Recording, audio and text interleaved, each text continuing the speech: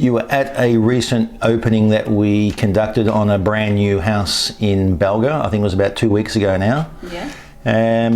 Now, a little birdie tells me that when you walked into that house, you actually started crying. Yeah, that's true. Can you explain to me why you were crying? I couldn't believe that GR8 had this much faith in us, and they gave us 2 houses that are of similar standard, fit for purpose, very luxurious. When I entered that house, it was just on another level. I haven't seen something like that, honestly. So a lot of people, Judith, wouldn't know what SIL means. So can you tell me what it means to be a SIL provider?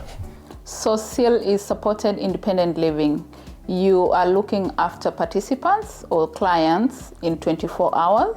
So you are the one who's providing with them the care they need in terms of activities of daily living, in terms of their appointments, in terms of their medications, in terms of any community access that they need to go out there and enjoy some leisure time with family or with friends or just community events. So supported independent living is somewhere anyone with a disability comes in, but they have choice and control of what they want to be doing.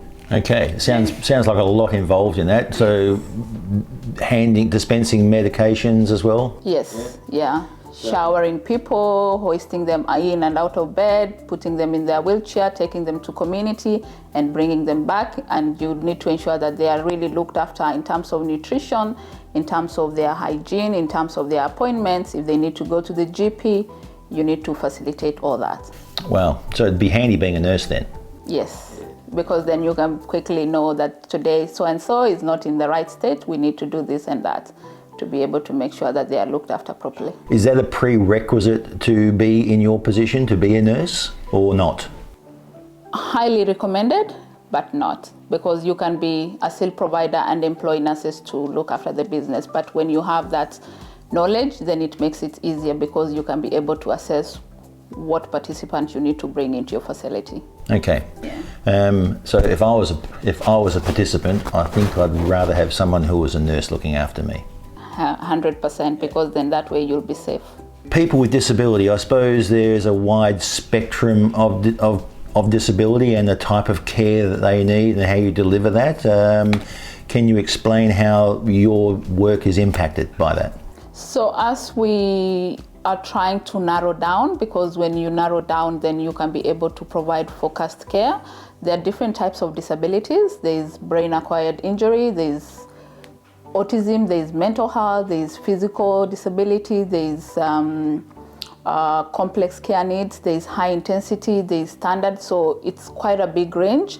And I think what as a provider like us, Essential Nursing, we are more focused on high intensity, whereby we are mainly focused on nursing care, the clients who have physical disability and need nursing care. Okay, right, yeah.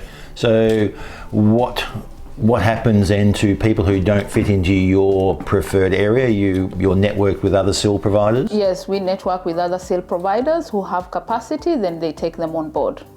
Wonderful. So everyone's working together out there? Yes. Like we're working together? 100%. Excellent. Yeah. So Judith, we've had a bit of a chat about 2 years ago when you started, where you're at right now. What's your vision? Where do you see yourself 12 months from now, 2 years from now, 5 years from now? Wow, as you are aware, we are opening branches. Right now we've jumped ourselves into Port Hedland, and we are hoping to get some houses up there with your help and other investors. We hope to jump. So in the next 5 years, I think Essential Nursing will be so far in terms of other branches coming up, maybe mostly going into regional, because there's really need for services in regional area WA, and that's what we want to focus on. It is going to prove to be a challenge. How are you going to acquire the housing? Because there's a couple of different elements to the delivery of housing. The delivery of the management of the housing from the SDA side in particular is going to be challenging when you get into these areas. Yeah. So like in Port Hedland, I think we've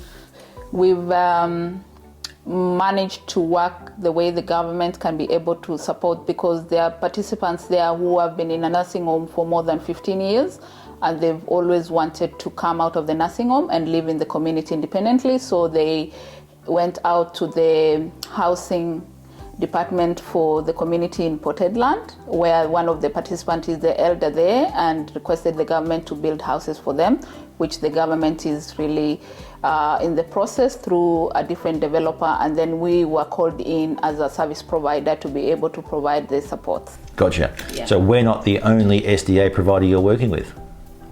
Not really. You're not the only SDA provider. I think I like GR8 simply because GR8 are able to respond to our needs when we need them. Excellent. Other providers take their time. They don't want to take a risk. They don't want to jump in. So GR8 is always there for us.